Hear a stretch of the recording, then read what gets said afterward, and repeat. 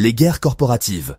Quand les entreprises deviennent des nations bienvenues en 2027, l'année où l'humanité a enfin réalisé qu'elle n'avait plus besoin de gouvernement pour faire tourner le monde. Les mégacorporations, avec leurs milliards de profits et leurs armées privées, ont pris les rênes du pouvoir. Les États, asphyxiés par leurs dettes colossales et incapables de contenir l'influence des géants du capitalisme, ont cédé leur souveraineté aux entreprises. Les frontières, oubliées, les lois, réécrites par des conseils d'administration. Chaque continent est désormais gouverné par une seule et unique corporation, chacune se présentant comme la solution ultime aux problèmes de l'humanité. Mais en réalité, ces entreprises n'ont pas sauvé le monde. Elles l'ont transformé en un champ de bataille économique et technologique. Imaginez un monde où votre président s'appelle CEO, où votre citoyenneté se résume à votre profil client et où la guerre ne se fait plus entre nations, mais entre logos. L'Europe est devenue le domaine de Union Tech Conglomerate, une technocratie froide et rationnelle. L'Afrique est tombée sous le joug de Neoterra Industries, une entreprise qui cache son exploitation derrière un masque écologique. En Asie, Zenith Corp règne en maître, imposant un futur dystopique dominé par des IA. En Amérique du Nord, Eternaco a transformé la vie en un service par abonnement. Enfin, en Amérique du Sud, Vitanova Corp se livre à des expérimentations humaines sous couvert de philanthropie. Mais il y a un problème. Ces corporations ont oublié un principe fondamental du capitalisme. Si la concurrence stimule l'innovation, elle nourrit aussi les conflits. Très vite, ce fragile équilibre de domination mutuelle s'effondre. Des accusations de sabotage, d'espionnage industriel et de manipulation de marché éclatent. Les conseils d'administration se transforment en salles de guerre. Des drones remplacent les missiles, et les hackers deviennent des soldats. La planète devient un champ de ruines économiques et écologiques, le théâtre d'une guerre totale entre entreprises avides de pouvoir. Et nous, pauvres humains, ne sommes plus que des variables dans leur feuille de calcul, main-d'œuvre, cobayes ou simples dommages collatéraux. Bienvenue dans un monde où le capitalisme a dépassé ses limites, où les entreprises ne se contentent plus de vendre des produits, mais de contrôler la vie elle-même. Un monde où chaque choix, chaque ressource et chaque territoire appartient à une marque. Prêt à explorer ce chaos corporatif? Alors, plongeons dans cette dystopie où les logos règnent et où l'humanité lutte pour sa survie entre les engrenages de la cupidité. Partie 1. L'origine des guerres corporatives, quand le capitalisme dévore ses propres enfants. Au début, la montée des corporations au rang de superpuissance mondiale n'a pas été brutale. C'était une lente évolution, presque imperceptible, qui a commencé au début du XXe siècle. Les entreprises ont commencé par s'étendre progressivement, augmentant leur influence et leur portée. C'était une lente évolution, presque imperceptible. Les villes se sont transformées, les gratte-ciels ont poussé comme des champignons, et les entreprises ont commencé à s'infiltrer dans tous les aspects de la vie quotidienne. Pendant des décennies, les entreprises ont accru leur influence sur les gouvernements, grâce au lobbying, à la privatisation des services publics et à des accords commerciaux favorisant leurs intérêts. Les politiciens, souvent corrompus ou simplement dépassés, ont cédé du terrain, permettant aux corporations de dicter les politiques publiques. Les grandes multinationales géraient tout, de l'eau potable aux satellites de communication, des médicaments aux réseaux énergétiques. Elles avaient le contrôle total sur les ressources essentielles, rendant les gouvernements de plus en plus dépendants de leur bon vouloir. Puis vint la crise de 2027, le coup de grâce. Cette crise a révélé la fragilité du système financier mondial et a précipité une série d'événements qui allaient changer le monde à jamais. Cette crise économique mondiale, déclenchée par l'effondrement de plusieurs banques centrales et l'instabilité climatique, a mis les États à genoux. Les manifestations se sont multipliées, les citoyens exigeant des réponses et des solutions. Les gouvernements, incapables de répondre à la situation, se sont tournés vers les corporations pour demander de l'aide. Les réunions d'urgence se sont succédé, mais les solutions proposées par les entreprises étaient loin d'être altruistes. Mais ces entreprises n'ont pas offert leur assistance par altruisme. Elles ont exigé le contrôle. En échange de leur aide, elles ont demandé des concessions sans précédent prenant le contrôle des infrastructures et des services publics. L'Union européenne, ruinée et politiquement divisée, a signé un contrat exclusif avec Union Tech Conglomerate, une entreprise spécialisée dans la technologie et l'intelligence artificielle. Ce contrat a marqué le début d'une nouvelle ère de gouvernance technocratique. En échange d'un sauvetage financier et d'une infrastructure entièrement automatisée, Union Tech a obtenu le droit de gouverner l'Europe comme une technocratie. Les villes se sont transformées en métropoles futuristes, mais à quel prix? Les citoyens européens sont devenus des employés sous contrat, chaque aspect de leur vie régulé par un algorithme. La surveillance était omniprésente et la liberté individuelle un lointain souvenir. En Afrique, Neoterra Industries, une entreprise de développement durable, a pris le contrôle des ressources naturelles sous prétexte de sauver la biodiversité. Les promesses de développement durable se sont rapidement révélées être des mensonges. Les gouvernements locaux ont été balayés, chanteux, remplacés par une dictature verte qui exploite les terres et les populations tout en prétendant œuvrer pour la planète. Les populations locales ont été réduites à l'état de main-d'œuvre bon marché. En Asie, Zenith Corp, spécialisé dans l'intelligence artificielle et les biotechnologies, a proposé une solution radicale pour stabiliser la région, unifier les nations sous une seule bannière technologique. Cette unification a été présentée comme une avancée, mais elle cachait des intentions bien plus sombres. Les populations asiatiques vivent désormais sous la surveillance constante d'une IA omnipotente, promue comme le gardien de la paix. La paix, cependant, était maintenue par la peur et la répression. En Amérique du Nord, Eternaco a pris le pouvoir avec une approche subtile mais efficace, transformer chaque service essentiel en abonnement payant. Les citoyens se sont retrouvés piégés dans un cycle de paiement sans fin. Du logement à l'éducation, tout est devenu une marchandise. Les familles devaient payer pour des services autrefois considérés comme des droits fondamentaux. Si vous ne pouvez pas payer, vous êtes tout simplement exclu. Les rues des grandes villes étaient remplies de sans-abri, victimes d'un système impitoyable. En Amérique du Sud, Vitanova Corp a promis de résoudre les inégalités grâce à la recherche scientifique et aux expérimentations médicales. Les promesses de progrès médical ont rapidement tourné au cauchemar. En réalité, elle utilise les populations locales comme des cobayes humains pour développer des technologies destinées à ses actionnaires.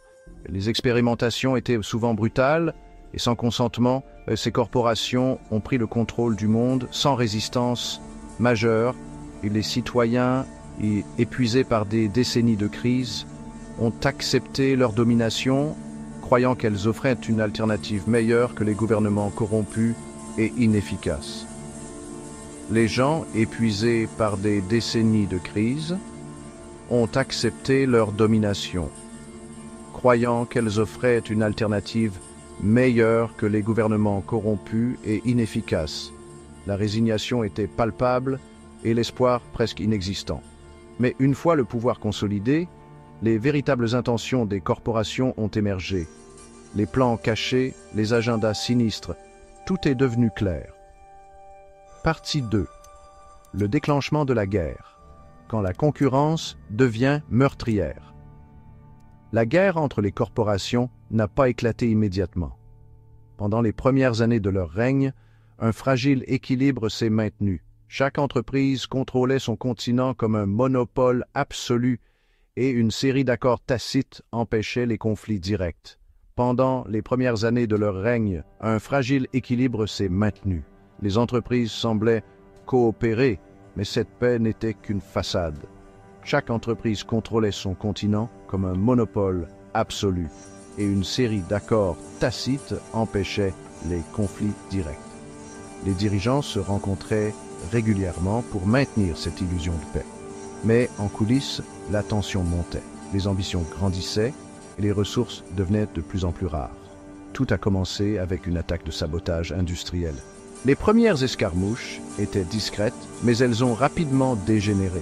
En 2030, des serveurs critiques d'Union Tech Conglomerate ont été piratés.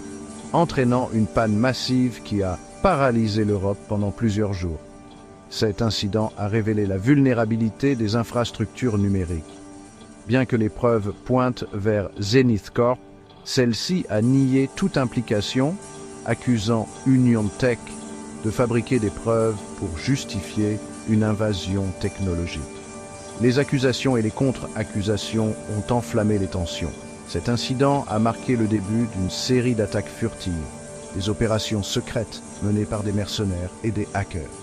Neoterra Industries a empoisonné des nappes phréatiques en Afrique, prétendant que c'était le résultat d'une cyberattaque d'Eternaco.